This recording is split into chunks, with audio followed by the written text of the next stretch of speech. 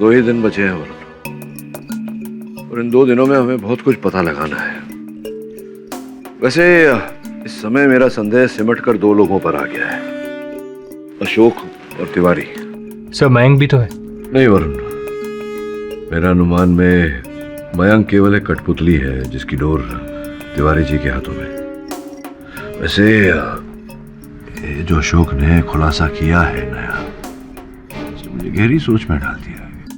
कहीं वास्तव में रूपल और सौरभ के बीच कोई आपत्तिजनक संबंध तो नहीं था?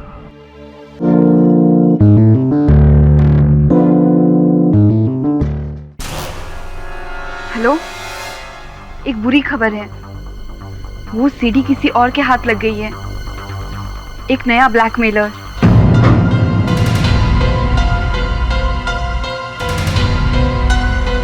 मिस्टर देसाई, मुझे आपसे कुछ अर्जेंट बात करनी है राइट नाउ।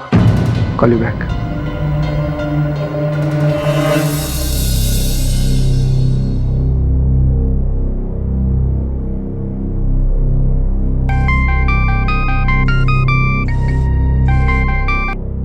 हेलो, कैसी हो मैडम? कौन? हर कोई मुझसे यही सवाल करता है और मैं सबको एक ही जवाब देता हूँ। नाम जानकर क्या करोगे मैडम? काम सुनो। वैसे तो आपकी चोरी के किस्से अदालत तक पहुँच चुकी है, लेकिन पूरी दुनिया के सामने नहीं। कौन हो तुम? पूरी दुनिया देखेगी आपकी करतूत और आप बन जाओगी इंटरनेशनल चोरनी। नहीं तो मैं ऐसा नहीं कर सकते। और वो वीडियो तो राजेश के पास था ना? राजेश तो मर चुका है, तो तुम कौन हो? फिर वही बेकार की बात। अरे कौन जिंदा है कौन मर गया ये इम्पोर्टेंट नहीं है मैडम। इम्पोर्टेंट ये है कि आज रात 15 लाख रुपए लेकर जॉगर्स पार्क के पीछे वाले कोस्टा विला आ जाना, नहीं तो कल सुबह तक पूरी दुनिया के सामने आपकी चोरी के किस्से मशहूर हो जाएंगे।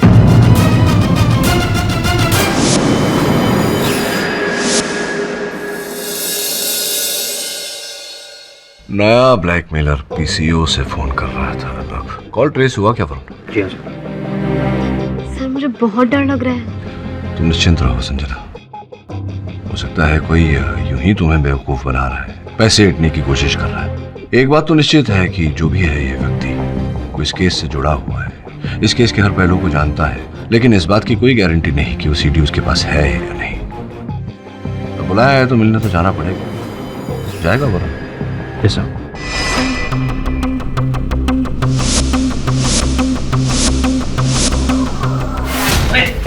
हिम्मत कैसे हुई घर पे कदम रखने की?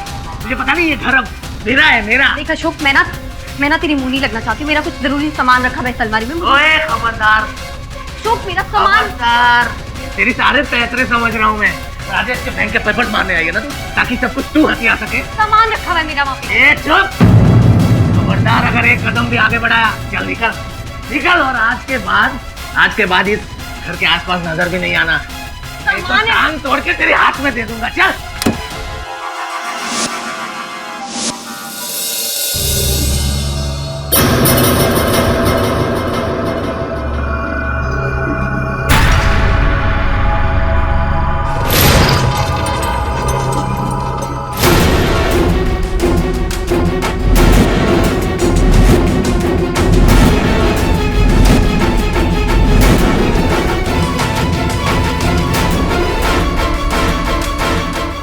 पैसे का है? अरे वो मैडम पैसे, अरे वो मैडम पैसे।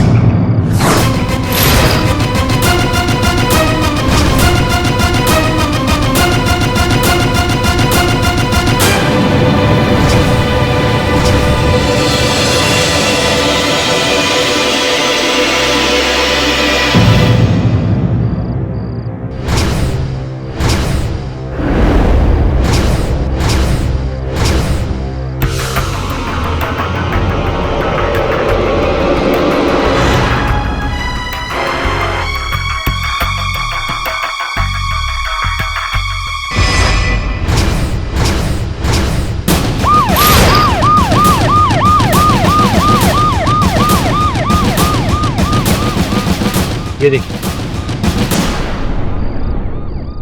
एक मर्डर केस सॉल्व हुआ है नहीं, दूसरी लाश गिर गई। लेकिन इंस्पेक्टर यादव, ये तो तय हो गया कि सौरभ आचार्य कातिल नहीं है, कोई और है।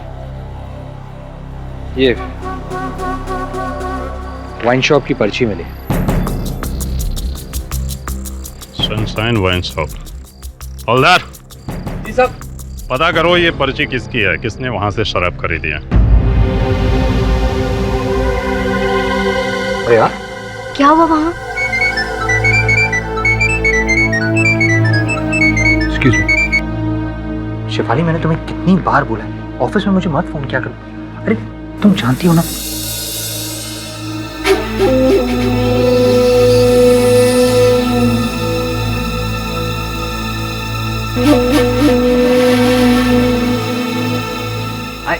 आई लव यू यार। Okay bye. आप अभी तक गई नहीं? जब तक मुझे ब्लैकमेलर का पता नहीं चलेगा मुझे नींद नहीं आएगी। वरुण, क्या हुआ वहाँ पर? वो वरुण, क्या सुन रहा हूँ मैं? रूपल की हत्या हो गई? क्या? हाँ सर, मैं जब कौशबिला पहुंचा तो थैंक गॉड मैं वहाँ नहीं गई। उस ब्लैकमेलर ने उसे मारा होगा। देखिए संजना जी, आप निश्चिंत रहिए। किसने किसको मारा ये तो तहकीकात के बाद ही पता चलेगा। आप जाइए, घर जाइए, और अगर आपको किसी ब्लैकमेलर का या कोई धमकी भरा फोन आता है तो मुझे सूचित कीजिए। जाइए आप।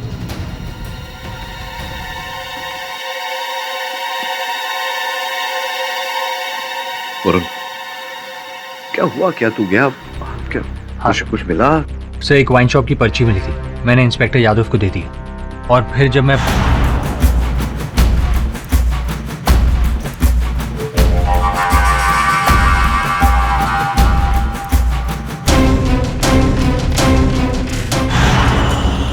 सब, मुझे तो लगता है कि रूपल का मर्डर करके कातिल या फिर ब्लैकमेलर जो भी था, वो मौकाए वारदात से जब भाग रहा था तब उसके हाथ से या जेब से वो सीडी गिर गई होगी। कहाँ है वो सीडी? दे मुझे। सर, मेरे बैग में।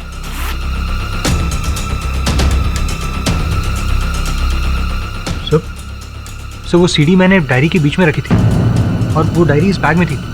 पता नहीं डायरी कहाँ गायब हो गई। डायरी गायब नहीं हुई है, डायरी गायब कर दी गई है। और गायब करने वाली अभी अभी कुछ समय पहले वहीं बैठी थी जहाँ तू बैठा है। Kleptomania.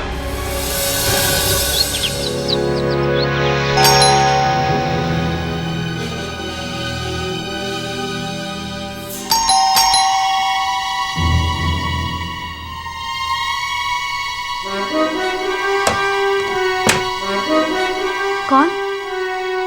Good morning Sanjana ji. Sorry सुबह सुबह आपको डिस्टर्ब कर रहा हूँ। एक्चुअली देखिए, बुरा मत मानिए, कल रात आप केडी सर के ऑफिस आई थी। कहीं गलती से आप मेरी डायरी नहीं, आई मीन अनजाने में। यू सी, देखिए उस डायरी में ना एक बहुत इंपॉर्टेंट सीडी है।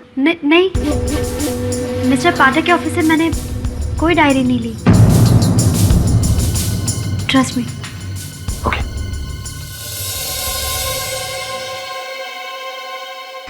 हाँ सावंत, पता किए थे वाइन शॉप का? शाबाश, चलो गाड़ी निकालो।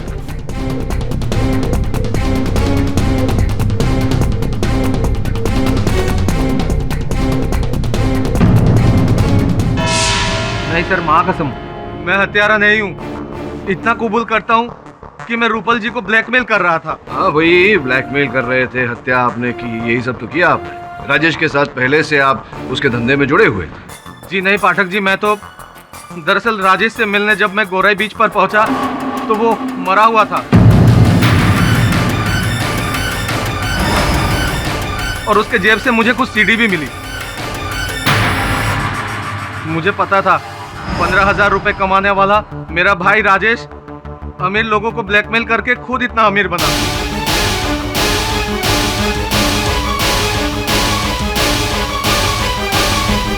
मेरे अंदर भी थोड़ी लालच आ गई साहब।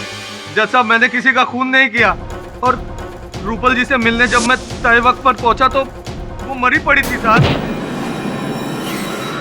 आप ही के साथ ऐसा क्यों होता है कि जब आप पहुंचते तो लाश वहां पहले से पड़ी होती है? खत्म नहीं हो रहा कुछ मुझे। और ये राजेश जी के मृत्यु के बाद तो उनकी पूरी धन संपत्ति, मकान इत्यादि सबके मालिक आप ही बन बैठे हैं। तो ये है आपकी हत्या का मकसद? आपने सोचा रोज अपने भाई से 200-400 रुपए क्या मांगने, एक ही बार में सफाया करके पूरी धन संपत्ति प्राप्त कर? क्यों? जी नहीं सर, सर मैंने अमीर बनने का सपना जरूर देखा था, पर मेरे भाई को मार कर नहीं। सर राजेश की जिस संपत्ति के बारे में आप बात कर रहे हैं, उस पर मुझसे ज्यादा किसी और की नजर थी। अच्छा, किसी और की? रियली? किसकी किसकी बताइए। कल रात को भी जबरदस्ती घर में घुसकर अपना हक जताने आई थी। वो सामने बैठी है मेरी भाई की प्रेमिका। कौन? मीरा?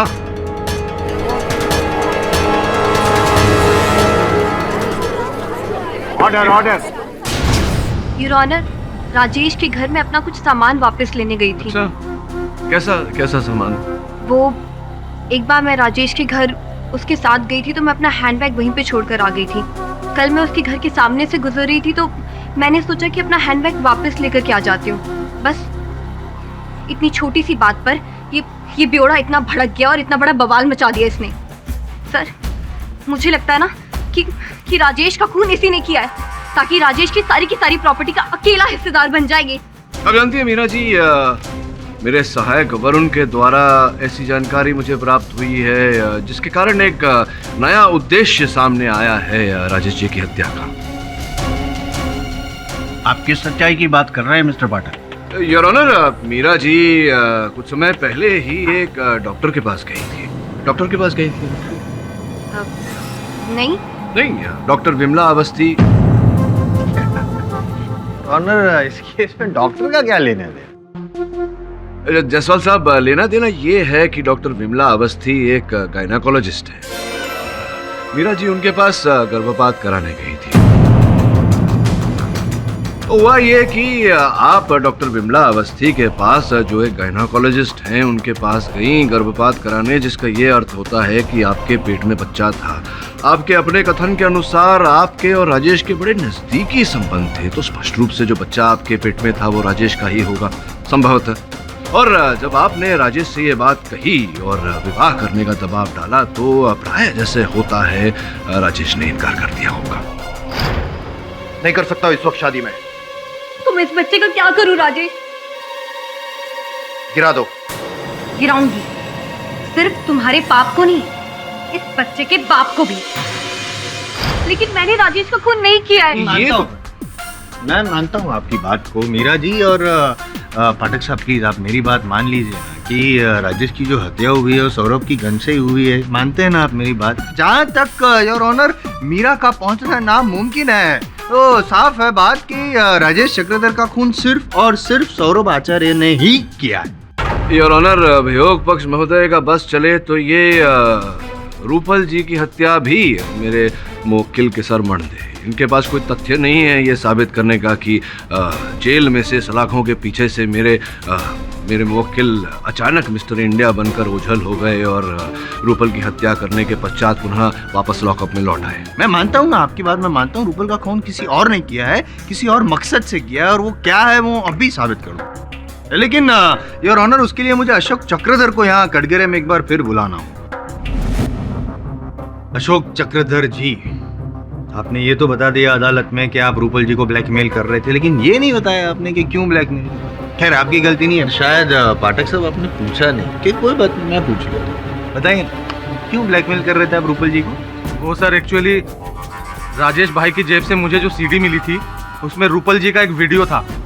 बंद कमरे की ऐसी तस्वीरें जिसके बारे में बताते हुए मुझे शर्म आ रही है सर। पर ये जो है ना सौरभ आचार्य, ये आपको इसके बारे में डिटेल में बता सकते हैं सर। क्यों? वो क्यों बता सकते हैं? क्योंकि उस सीडी में रूपल जी के साथ कोई और नहीं बल्कि यही थे। क्या क्या नाप इल्जाम लगा रहे हो तुम मुझ पर?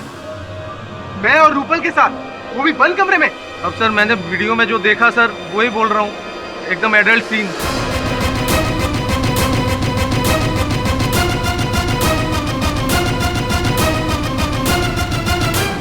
अरे जायसवाल साहब, ये आप इतने वरिष्ठ वकील हैं, आप तो जानते हैं कि केवल कथन देने से कुछ नहीं होता, साथ में प्रमाण भी होना चाहिए। ये आपने पूछा नहीं अपने गवाह से कि वो सीडी कहाँ है? कोई बात नहीं, मैं पूछ लेता हूँ, कहाँ है वो सीडी? सर वो सीडी एक्चुअली खो गई सर। खो गई? सर रूपल जी का लाश देखकर जैसे ही मैं हक्का वक्का वहां से भागा तो वो रास्ते में कहीं मेरे पॉकेट से गिर गई सर।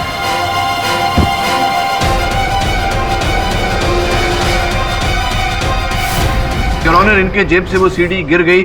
अब जब तक वो सीडी मिल नहीं जाती, इस बात का प्रमाण नहीं मिल जाता कि ये जो कह रहे हैं वो सच है, तब तक इनकी बात को सच नहीं माना जा सकता। अशोक झूठ क्यों बोलेगा पाठक साहब?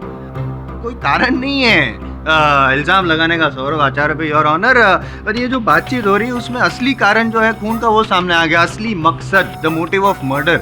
अब तक तो हमको ऐसा लगता था कि राजेश चक्रधर ने इनकी पत्नी को चोरी करते हुए देख लिया था, वो परफ्यूम की बोतल स्टोर से, इसलिए ब्लैकमेल कर रहे थे। लेकिन हकीकत वो नहीं है योर ऑनर। हकीकत तो ये है इनके जो नाजायज संबंध अफेयर चल रहा था रूपल के साथ, उसके बारे में राजेश चक्रधर को पता चल गया था, इसलिए वो ब्लैकमेल कर रहे थे। वो मोटी रकम मांगी होगी, 10 लाख शायद। गुस्सा आ रहा है अभी, देखो जैसा गुस्सा आ रहा है, उस वक्त और भी गुस्सा आया होगा, और इस गुस्से की वजह से मौत की नींद सुला दी राजेश चक्रधर को। और योर ऑनर, जहाँ तक इनके जो संबंध थे रूपल जी का, उनके दोनों के नाजायज संबंध का सवाल है, तो मैं यूं ही नहीं कह रहा हूँ। जिस न्यूज़ चैनल में दोनों काम करते थे, उस न्यूज़ चैनल के कुछ कलीग्स भी आए हुए हैं। और सबसे बड़ी बात, खबरदार न्यूज़ चैनल के ओनर सिद्धार्थ देसाई जी फिलहाल हमारे साथ मौजूद है और कोई गर्मा-गर्म खबर देना चाहते हैं, ब्रेकिंग न्यूज़। योर ऑनर, अगर आपकी परमिशन हो तो यहाँ बुलाओ। Permission granted. Your honour, Saurabh और रूपल मेरी चैनल के बड़े ही होनहार रिपोर्टर थे, लेकिन अब काम के अलावा उनके बीच में क्या रिलेशन थे मुझे नहीं पता। ना तो कभी मैंने उसकी जासूसी की है, लेकिन जब भी सौरभ की कैबिन में जाओ, अधिकतर वहाँ पे रूपल भी होती थी।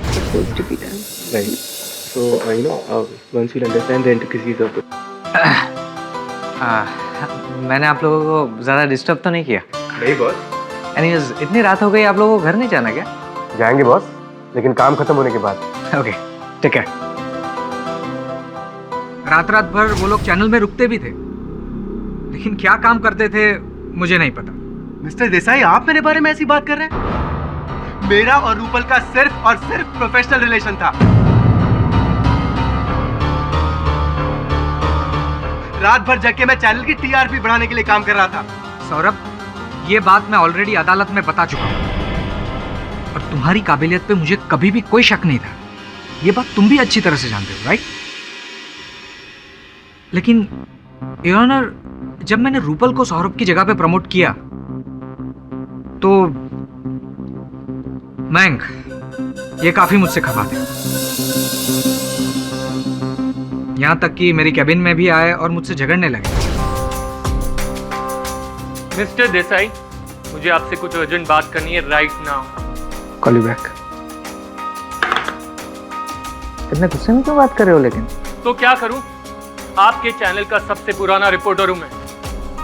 सोचा था सौरभ के मर्डर केस में फंसने के बाद मेरे लिए गोल्डन चांस था, पर नहीं, वो चांस आपने रूपल को दिया, जो एक वक्त मेरी असिस्टेंट हुआ करती थी, उसे सीधा मेरा सीनियर बना दिया। ये मैं बिल्कुल सहन नहीं करूंगा मिस्टर देसाई। जिस तरह सौरभ की करियर क्या लाइफ बर्बाद हुई है ना, उसी तरह मैं रूपल की लाइफ भी बर्बाद करके रहूंगा। ऐसा मजा छकाऊंगा उसे कि इस जन्म क्या, अगले जन्म तक याद रखेगी। रूपल जी को मजा चखाने वाले भद्र पुरुष आप ही हैं मयंक जी। नहीं मिस्टर बट, उस वक्त मैं काफी गुस्से में था, इसलिए ऐसा बोल गया। मेरा कुछ ऐसा इरादा नहीं था। अगर आपके सामने आपके जूनियर को प्रमोशन मिल जाए और आप वहीं के वहीं चिपके रहे, तो थोड़ा तो बुरा लगता है। पर थैंक गॉड, मिस्टर देसाई को रेजिग्नेशन सौंपते ही मुझे एक ओवरसीज चैनल में चीफ न्यूज रिपोर्टर का जॉब मिल गया। हाँ, राइट। अगर मुझसे भूल नहीं हो रही तो ये वही सिंगापुर वाली चैनल है जिसमें मंत्री तिवारी जी के साले साहब की भागीदारी है। अब सीधा मेरे मन में ये प्रश्न उठता है कि ऐसा क्या किया आपने मंत्री तिवारी साहब को प्रसन्न करने के लिए, जिसके कारण उन्होंने आपको वहां सिंगापुर वाले चैनल में चीफ रिपोर्टर की नौकरी देके प्रसन्न किया? आपकी तो बोलती बंद हो गई। मंत्री जी से पूछता हूँ, तिवारी साहब मयंक को कब से जानते हैं? अब इतना कहाँ याद रहता है, कितने जर्नलिस्ट मिलते रहते हैं, मयंक भी कभी मिला होगा। हाँ, क्योंकि पहले कभी आपको उसके साथ नहीं देखा, तो आजकल बड़ी घोर सांठगांठ चल रही है आप दोनों के बीच।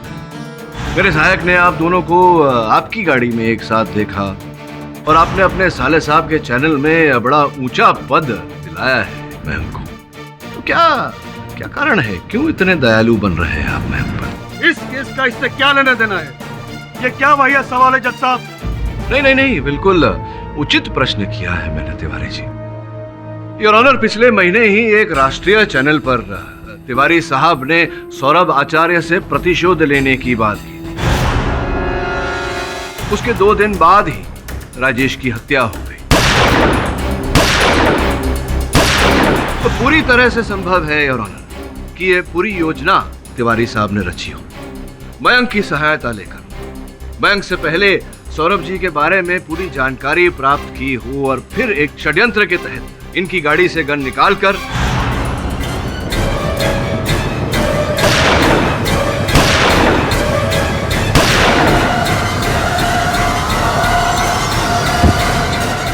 ये क्या बकवास है पाठक जी? एक तो मुझ जैसे वरिष्ठ मंत्री को यहाँ कटघरे पे खड़ा किया, यही बहुत है। ऊपर से आप मुझ पर घिनौना इल्जाम लगा रहे हो। होश में तो हो आप? हाँ, मैं तो होश में हूँ मंत्री महोदय, लेकिन आप आक्रोश में हैं और इसी आक्रोश के चलते आपने राजेश की हत्या की। और जब रूपल को आपके और मयंक के इस मिलीभगत के बारे में पता चला तो आपने रूपल को भी मरवा दिया। और मयंक ने इस योजना में आपका साथ दिया, इसीलिए आपने अपने साले साहब की चैनल में उसे इतने उच्च पद पर नियुक्त किया या नहीं? केड़ी पाठक, तुझे अंदाजा नहीं है तू किससे पंगा ले रहा है? दिल्ली तक पहुंच है मेरी, तू मेरा कुछ नहीं बिगाड़ सकता।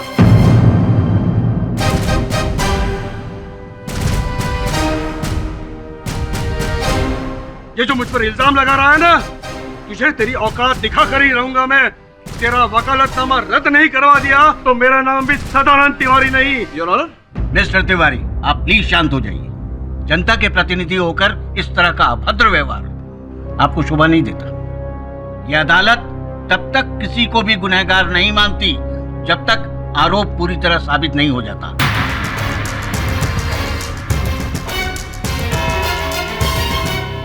यह अदालत 2 दिनों के लिए मुलतवी की जाती है। The court is adjourned. 2 ही दिन बचे हैं वरुण, और इन 2 दिनों में हमें बहुत कुछ पता लगाना है। वैसे इस समय मेरा संदेह सिमट कर 2 लोगों पर आ गया है, अशोक और तिवारी।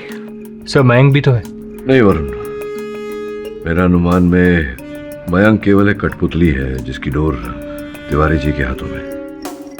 वैसे ये जो अशोक ने खुलासा किया है नया, मुझे गहरी सोच में डाल दिया है। नहीं, वास्तव में रूपल और सौरभ के बीच कोई आपत्तिजनक संबंध तो नहीं था, जिसके कारण पहले राजेश सौरभ को ब्लैकमेल कर रहा था और फिर अशोक रूपल को। सर, अगर सौरभ हमसे एक बार झूठ बोल सकता है तो 2 बार क्यों नहीं? काश वो सीडी गुम नहीं हुई होती तो आज इस रात से पर्दा उठ चुका होता कि अशोक कितना सच बोल रहा है। झूठ बोल रहा है वो। सौरभ मुझे धोखा नहीं दे सकते। उस दिन अदालत में जब उन पर वो गंदा इल्जाम लगाया जा रहा था, तब मुझे रियलाइज हुआ कि मुझसे कितनी बड़ी गलती हो गई। वरुण, मैंने तुमसे झूठ बोला था। उस रात तुम्हारी डायरी मैंने चुराई थी जिसमें तुमने वो सीडी रखी थी। तो फिर आपने मुझे बताया क्यों नहीं?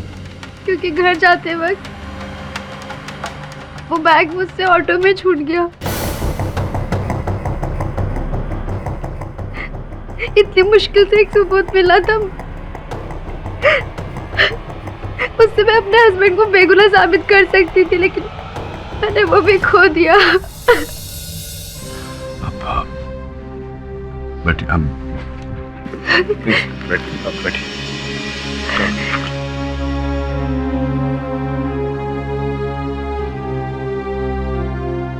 आज मेरी चोरी की आदत की वजह से मैंने एक अहम सबूत खो दिया। आदत है मुझे अपने आप पर। ये लीजिए, आज तक मैंने जो भी चुराया है वो सब लाई हूँ। ये सब आप पुलिस पे दे दीजिए और मुझे जो भी सजा मिलेगी उसके लिए मैं तैयार हूँ।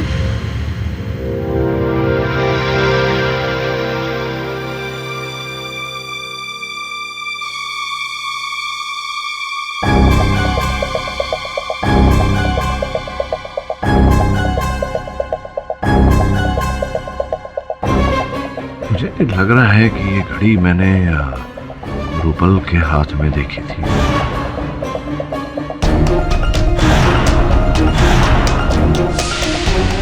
कमाल की घड़ी है देखिए। सेकंड हियरिंग के वक्त मैं रूपल के पास बैठी थी और मैंने उसके बैग से ये वॉच निकाल ली थी।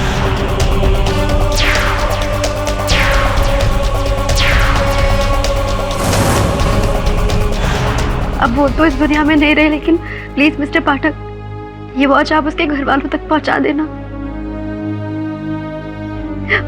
और प्लीज मेरी तरफ से सॉरी कह देना।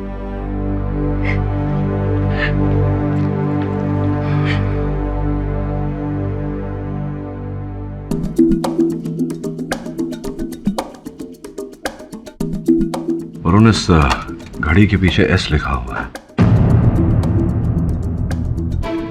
अगर एस फॉर सौरभ है तब तो इस घड़ी के सीरियल नंबर से पता लगा कि ये कौन सी दुकान से बिकी थी और इसे किसने खरीदी थी। जी सर। नहीं मिस्टर पाठक, मैं और रूपल सिर्फ एक प्रोफेशनल कलीग थे। हाँ, लेकिन जब उसे मालूम पड़ा कि मैं खबरदार न्यूज़ चैनल छोड़कर एक नया न्यूज़ चैनल ज्वाइन करने वाला हूँ, तो वो मेरे साथ ज़्यादा टाइम स्पेंड करने लगी, क्योंकि वो मुझसे मीडिया की बारीकियाँ सीखना चाहती थी। वो जानती थी कि मुझसे ज़्यादा और कोई भी इस फील्ड में इतना एक्सपीरियंस नहीं है। लेकिन क्यों छोड़ रहे थे आप खबरदार न्यूज़ चैनल? सर, एक्चुअली एक राइवल चैनल ने मुझे डबल पैकेज और अपनी कंपनी में पार्टनरशिप ऑफर की थी। अब आप ही बताइए, इतना ल्यूक्रेटिव ऑफर मैं कैसे छोड़ सकता था? काम तो आपने दिलवा दिया तिवारी जी, पर अब ज्वाइन कैसे करूँ? वो केडी पाठक ने कोर्ट से ऑर्डर लेकर मेरे बाहर जाने पर रोक लगा दी। अब जब तक इस केस का फैसला नहीं हो जाता, मैं सिंगापुर नहीं जा सकता। जाएगा बच्चा, तो जरूर जाएगा सिंगापुर, पर ये केडी पाठक तेरा कुछ नहीं बिगाड़ सकता। उसकी तो मैंने कानून मंत्री से शिकायत कर दी है। लाइसेंस जब्त होके ही रहेगा उसका। सजा उसी को मिलेगी जिसे हम चाहेंगे, और सजा भी ऐसी वैसी नहीं, सजाए मौत।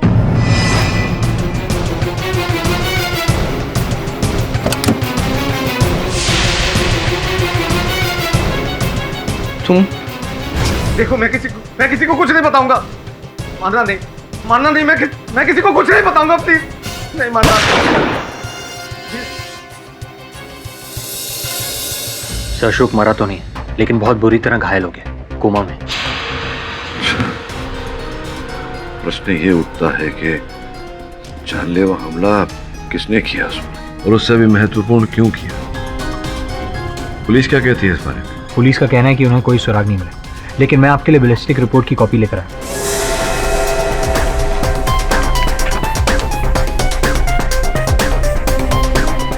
Glock 23 RTF-1। ग्लॉक 23 RTF-1 नहीं, रूपल मर्डर केस की बैलिस्टिक रिपोर्ट कहाँ है?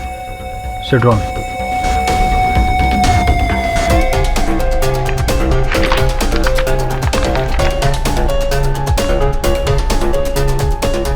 Glock 23 RTF-1।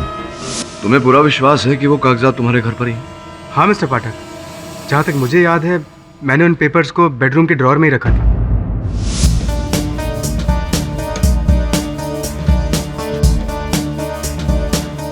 Good job. जैसा कि मैंने सोचा था वैसा ही है। मैं इन कागजात को लेकर अदालत जाता हूँ तो अस्पताल चल, और जैसे ही अशोक को होश आ जाए मुझे फोन करना। जी सर।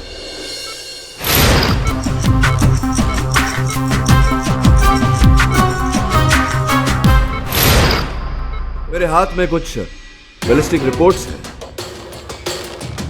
प्रथम रिपोर्ट उन गोलियों की है जिनके कारण रूपल की हत्या हुई। इस रिपोर्ट से स्पष्ट होता है कि वो गोलियां ग्लॉक 23 RTF-1 नामक बंदूक से चलाई गई थी। द्वितीय रिपोर्ट योर ऑनर उन गोलियों की है जिससे अशोक पर हमला किया गया। इस रिपोर्ट से स्पष्ट होता है कि वो गोलियां भी ग्लॉक 23 RTF-1 से चलाई गई। तृतीय रिपोर्ट योर ऑनर उन गोलियों की जिससे राजेश को मारा गया। फर्क केवल इतना है योर ऑनर कि वो बंदूक ग्लॉक 23 RTF-1 का नया प्रतिरूप है, ग्लॉक 23 RTF-2। पाठक साहब, क्या नॉलेज है आपके पास गन की? क्या बात करूं? बात करिए ना, क्यों नहीं, बात तो करिए? आप अभी फिलहाल उसकी बात मत कीजिए। क्या लगा रखा है? RTF, BTF, रेंज 1, रेंज 2, नया पुराना, क्या है और ऑन टाइम वेस्ट? ये सब गन का नॉलेज यहाँ पे अदालत में देखिए क्या साबित करना चाहते हैं? क्या रिश्ता क्या है? ये रिश्ता आपको तब समझ में आता ना जब आप 10 मिनट प्रतीक्षा करते। लेकिन मैंने कहा ना आपसे, जरा समय दीजिए अपने कार्य को, तो हो सकता है सफलता प्राप्त हो। योर ऑनर, इसे और स्पष्ट करने के लिए और प्रमाणित करने के लिए मैं खबरदार न्यूज चैनल के कर्ता धर्ता सिद्धार्थ जी को कटघरे में बुलाने की अनुमति चाहता हूँ। अनुमति।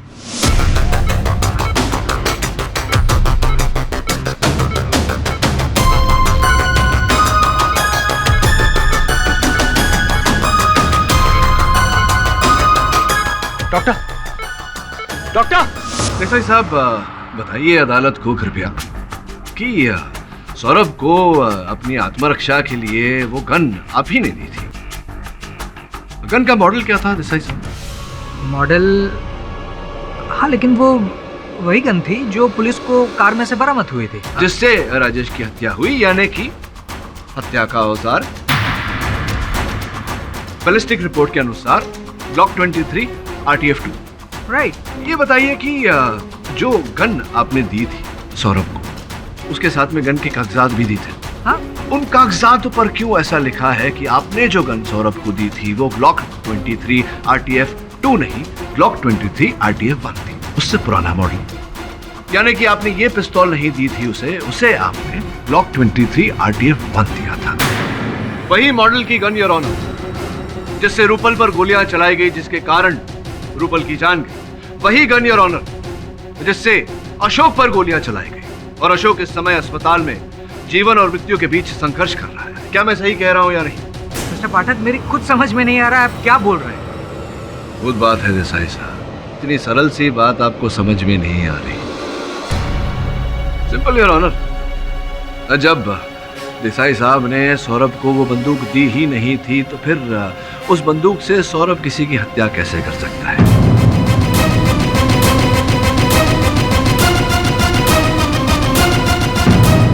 प्रश्न यहाँ ये उठता है कि उस बंदूक से हत्या किसने की और उस बंदूक को कब बदला गया? योर ऑनर, स्पष्ट है कि ग्लॉक 23 RTF 2 से, यानी कि इस बंदूक से, नए मॉडल से राजेश को मारा गया और फिर वो बंदूक इनके गाड़ी में पड़ी हुई बंदूक से बदली गई। किसने बदली? देसाई साहब।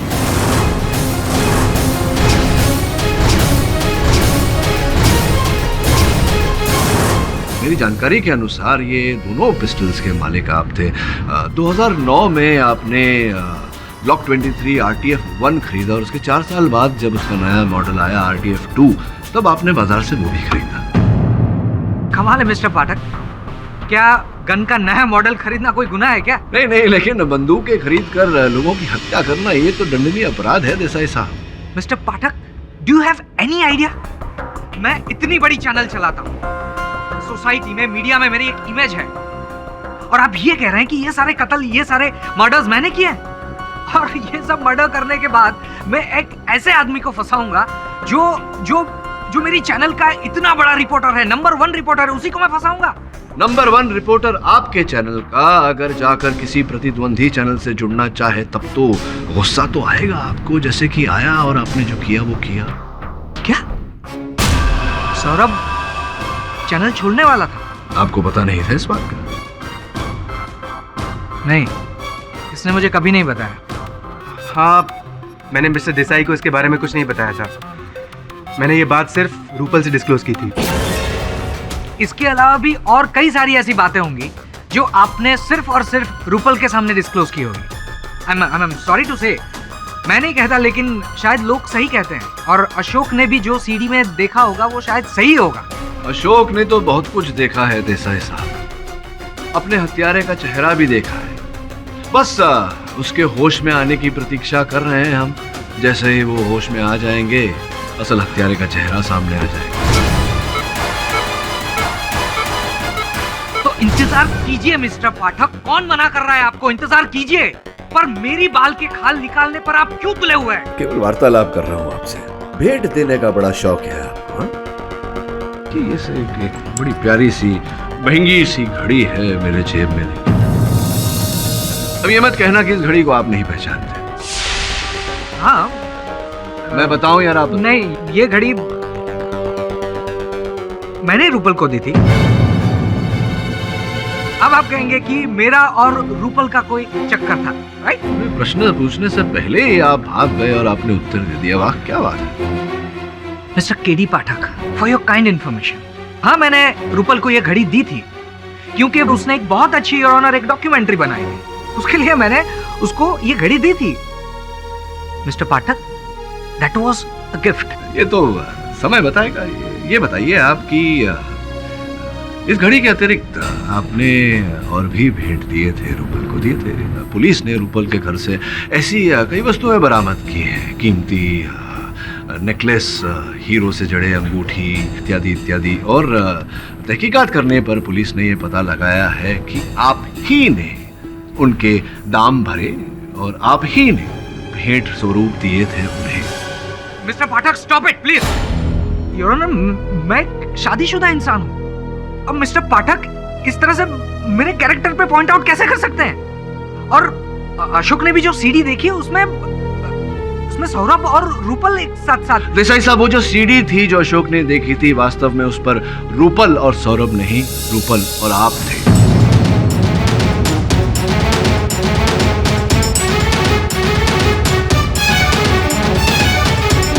राजेश आपको ब्लैकमेल कर रहा था, आपसे लाखों रुपए ऐंठ रहा था।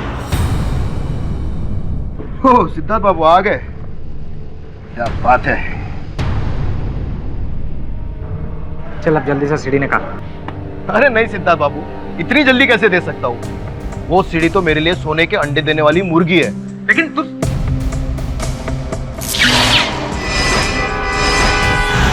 तो कुल मिला के वास्तविकता ये है देसाई साहब कि आप राजेश को पैसे देते देते तंग आ चुके थे। फिर एक दिन अचानक आपने राजेश को अपने ही ऑफिस में सौरभ से मिलते हुए देखा।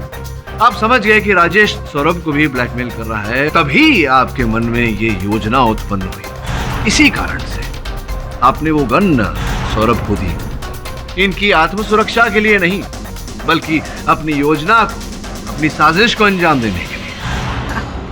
कमाल है मिस्टर पाठक। आई मीन कैसी योजना?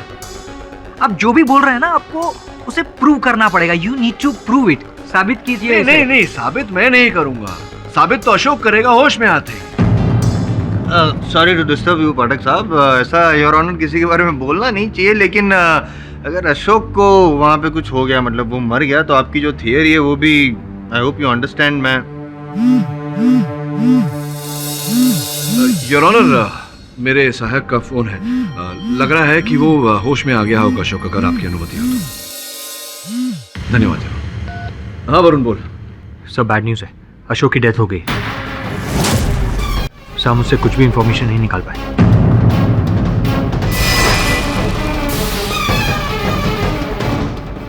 अच्छा, क्या बात है? That's good news Varun. होश आ गया अशोक को?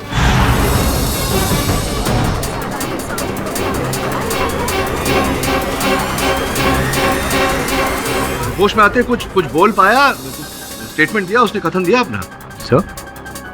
हाँ, मैं समझ रहा हूँ कि मैं बोल नहीं पा रहा, गोली लगी हूँ, तो किसी का नाम तो लिया होगा। किसका नाम लिया? साहब ने ठीक से सुना नहीं, उसकी डेथ हो गई है। होश में कैसे आएगा वो? अच्छा, इंस्पेक्टर साहब से कहो उसका कथन रिकॉर्ड करके तुरंत अदालत में आ जाए। हाँ तो देसाई साहब, सुलझ गई सारी उलझन। अब जैसा कि आपने कहा था, थोड़ी प्रतीक्षा कर लेते हैं। ज्यादा दूर तो है नहीं अस्पताल, इंस्पेक्टर साहब आते ही होंगे, या थोड़ा बहुत समय अदालत का बचाना चाहेंगे। क्या करना चाहेंगे? राजेश और रूपल दोनों का मर्डर मैंने किया है।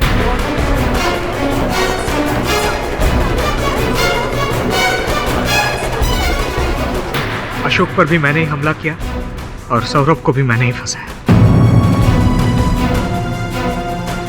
जब मुझे पता चला कि सौरभ राजेश से मिलने जाने वाला है, मुझे किसी भी कीमत पर वो सीढ़ी चाहिए। तुम्हें जितने पैसे चाहिए उतने पैसे बोलो, लेकिन मुझे आज के आज ये केस रफा दफा करना है, ठीक है? फिर तो पूरा एक खोखा लगेगा साहब। क्या? और अगर आज के आज वो सीढ़ी चाहिए तो आज रात 10 बजे गोराई बीच में मिलो। नहीं 10 बजे नहीं, थोड़ा जल्दी मिलो। क्योंकि आज रात 10 बजे मैंने तुम्हारे ही ऑफिस के एक क्लाइंट को टाइम दिया। ठीक है, करीबन 9:45 बजे मैं वहां पे पहुंच गया।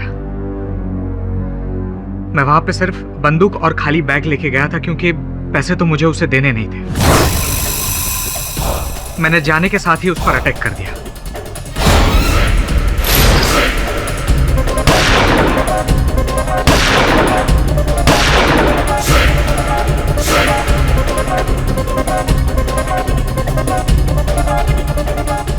उसको मारने के बाद सीढ़ी ढूंढने के लिए मैंने उसकी जेब की तलाशी ली, लेकिन तभी मैंने एक गाड़ी की आवाज़ सुनी। मुझे पता लग गया कि ये गाड़ी शायद सौरभ की हो सकती है, इसीलिए जाके मैं झाड़ियों में छुप गया। और जैसे ही मौका मिला मैं सौरभ की गाड़ी के पास गया। मैंने सौरभ की गाड़ी खोली और गन एक्सचेंज कर लिया।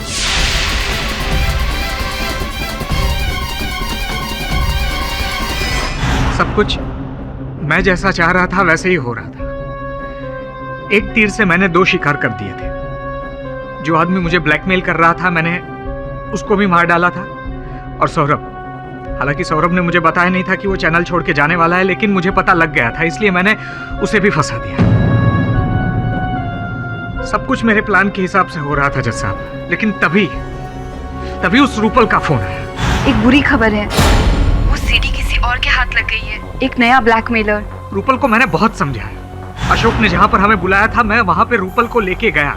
नया ब्लैकमेलर है अभी, लेकिन मुझे किसी से कोई सीक्रेट्स नहीं छुपानी। मतलब हमारे अफेयर के बारे में तुम्हारी बीवी का क्या रिएक्शन होगा, उसे मुझे कोई लेना देना नहीं है। तुझे तब समझ में नहीं आया जब तुझे प्रमोशन दिया था। मुझे कोई लेना देना नहीं। सुन मेरी बात, अगर मेरी बीवी को पता लग गया ना तो तुझे कहीं के नहीं छोड़ूंगा मैं। मुझे कहीं का नहीं छोड़ेगा, मैं तुझे कहीं का नहीं छोड़ूंगी।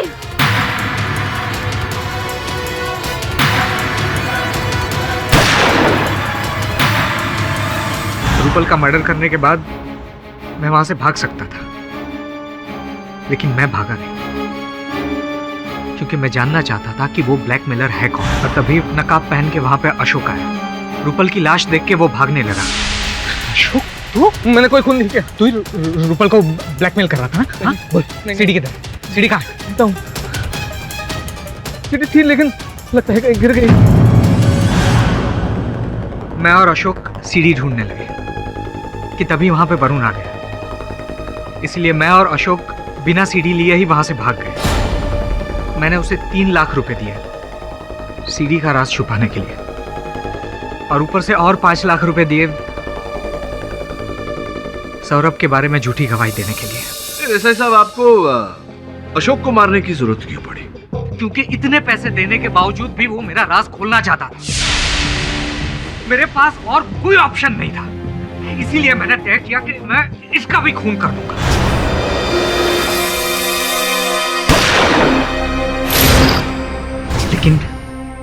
लेकिन वो बच गया।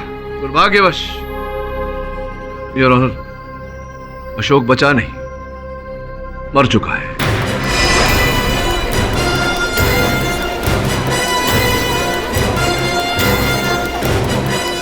आपने एक नहीं 3 खून किए हैं देसाई साहब। अभी तो आपने कहा कि वो मरा नहीं, बच गया है, और उसका स्टेटमेंट। देसाई साहब, कभी कभी सीधी उंगली से घी ना निकले, थोड़ी टेढ़ी कर लेनी चाहिए। Defence rest. सभी पक्षों और गवाहों को सुनने के बाद यह अदालत सौरभ आचार्य को इस केस से बाइज्जत बरी करती है और सिद्धार्थ देसाई को इन तमाम हत्याओं के जुर्म में फौरन हिरासत में लेने का हुक्म देती है। The case is closed. ना, इस समय मैं आपसे कुछ कहना चाहता हूँ। सुना है कि आप छुट्टी पर जा रहे हैं। थक गया। क्या बात है। ऑल द बेस्ट आपके सफर के लिए। आप जाकर वहाँ ताज़ी हवा में सांस लीजिए, और आपके यहाँ ना होने से जो ताज़ी हवा यहाँ उत्पन्न होगी हम उसमें सांस लेंगे। क्यों?